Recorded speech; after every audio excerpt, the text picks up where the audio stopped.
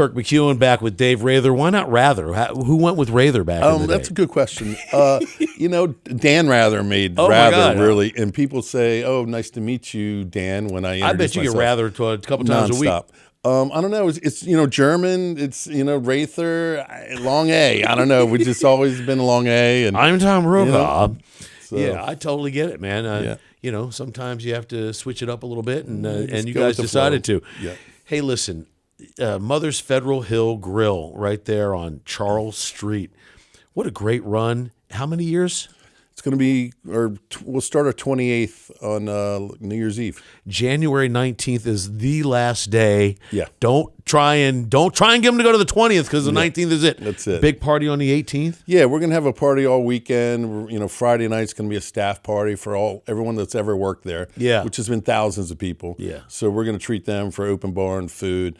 And then Saturday we're going to have live music all day. And then Sunday's going to be a pajama brunch to close it out. When I was doing drugs, I would ask to use that bathroom at the top, that one that nobody could ever get to. Yeah, a lot of staff had sex in there.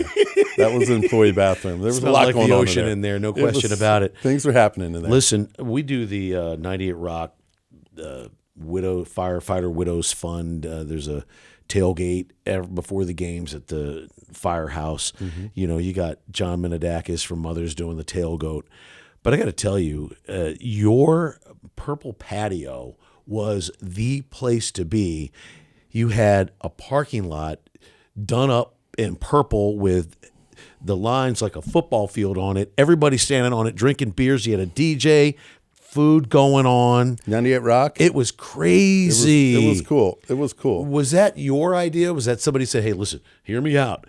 Let's just paint the freaking parking lot purple and put a bunch of people. Who's with me? How did that come about? I mean, I'm going to take credit. Kelly and I were like, trying to brainstorm. And I'm like, let's call it the Purple Patio. And she's like, really?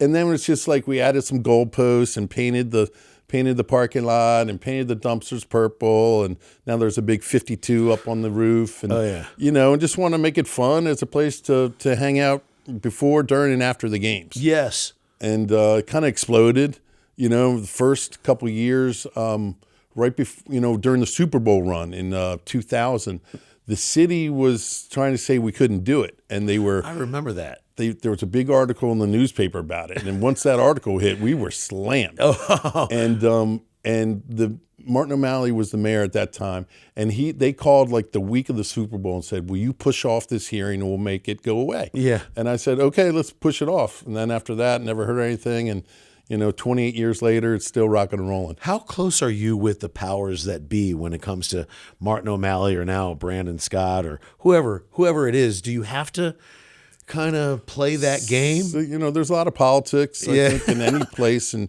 running any business. I mean, you got to know who the players are and, who you need to talk to get something done if there's issues. So, after 28 years, there's always been issues down there. Do you get calls at night or are you past that? If the toilet won't stop running, somebody handles that. Somebody handles that. But I mean, anything major that's going on, I'm getting calls.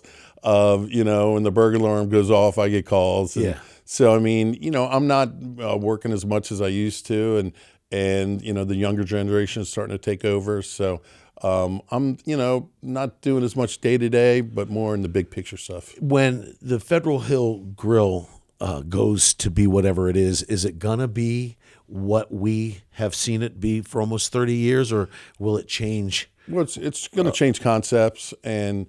I'm not sure without exactly. giving out too much. I don't really know what's exactly going to happen. I don't know if they know yet, but they're going to rehab the whole thing, gut it, and kind of start over from scratch. It's a big building. It's a big building. It's going to be a big project. They're very experienced, so they're going to do pretty well, I'm sure. What is your relationship with the 8x10, which is a legendary music venue in Baltimore? Oh my God, I was there for so many great shows. Jimmy's Chicken Shack did their video for Hi. I had feathers in my mouth for like days. Like, that was so cool. Up feathers. But so the cool. 8x10 and Mothers seem to have some symbiosis going on. Well, I bought it from Giles, Giles. 20 Giles Cook. Remember Tiny? Tiny died a long time ago. Yeah. And Duke, he was around. But So we bought it and then rehabbed it and turned it into the Funk Box for 2 years and ran it and then sold it to the current owners, Abigail and Brian. So you don't own it. I just I'm the landlord now, and I'll do shows there occasionally. We have a show coming up with Dumpster Funk and George Porter Jr. And Chris Jacobs. When is that? That's January 31st and February 1st. Okay. So that's going to be some good funk from New Orleans. Did That's gonna be a you lot discover of fun. Chris Jacobs? No, I just am a fan of the Bridge, and the Bridge played at the Funk Box like every Wednesday for a long time. CRIS. CRIS. Yeah. Definitely. Chris is an incredible player, singer and songwriter, and he just played this weekend at 8x10. He did 3 nights of Jerry Garcia tributes. Incredible. Yeah, he's something man, special. it makes me like Something special. yeah. I watch that guy and I'm like, Yeah. It's good that we have somebody in music that good in Baltimore. Yeah, and that he stays Thank here. you for showing me so much music, and Chris Jacobs is right at the top because I wouldn't have known about him were it not for you. And Mother's Downtown isn't a music venue, but I saw him there. I saw blues guys there before the 8x10 thing. But we've done, we do some New Orleans bands that come through. My buddy John Gross played there a bunch, Eric Lindell. For our 25th anniversary, we had Dennis Chambers. Yes. Incredible, world-renowned drummer. Treasure. He's a Baltimore legend. Chris, Ivan Neville from New Orleans, and George Porter Jr. Are you friends with Ivan Neville? Yeah, I'm friends with Ivan Neville and George Porter Jr. He played my wedding. Did you know Aaron Neville? I don't know Aaron Neville, too well. The Neville brothers a little before my time. I was more into the Meters. Yeah. And Art Neville, who's passed, and I just love New Orleans music, New Orleans funk, and I've become friends. It's just they're friendly guys. It's a big family and musical family down there, so they're all intertwined. They're like, this guy's all right. That's Dave. He's all right. Hey, Dave.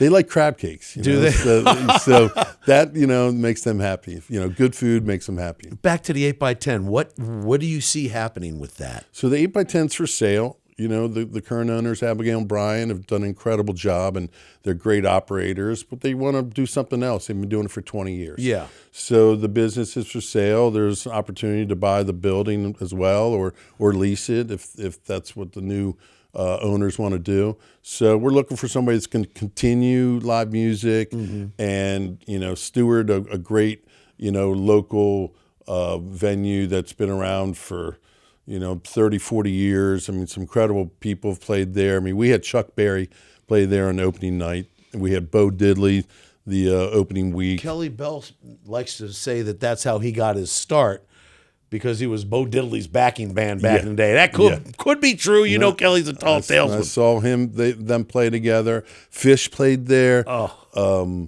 Derek Trucks played there. Fish.